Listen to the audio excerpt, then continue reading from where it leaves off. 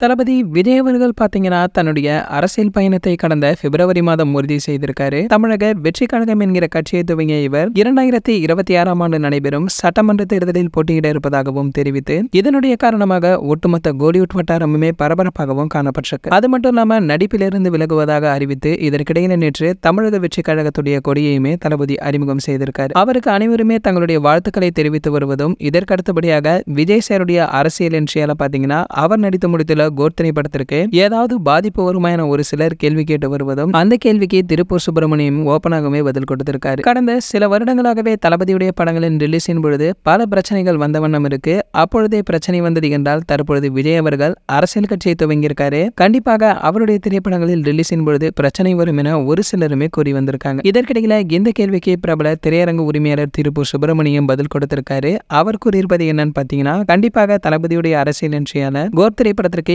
எந்தவித ஒரு பிரச்சனையும் வராது. கோட் திரைப்படம் ஒரு அரசியல் திரைப்படம் கிடையாது, அது ஒரு பொழுதுபோக்கான திரைப்படம். அந்த படத்திற்கு பாத்தீங்கன்னா எந்த பிரச்சனையும் கண்டிப்பாக வராது என்று திருப்பூர் சுப்பிரமணியமே கூறியிருக்காரு. சரி, ஓகே, இந்த வீடியோ பற்றி உங்களுடைய கருத்து என்னவோ மறக்காம கீழே உள்ள கமெண்ட் செக்ஷன்ல கமெண்ட் பண்ணுங்க. மேலும் இது போன்ற தளபதி பற்றி வெளியாகும் அனைத்து செய்திகளை நீங்க உடனே தெரிஞ்சுக்க நம்மளுடைய தளபதி 360 நம்ம சேனலை சப்ஸ்கிரைப் பண்ணிட்டு பக்கத்துல உள்ள பெல் ஐகானை கிளிக் பண்ணிட்டீங்கன்னா நீங்க நம்ம வீடியோவை மிஸ் பண்ணாம பார்க்கலாம்.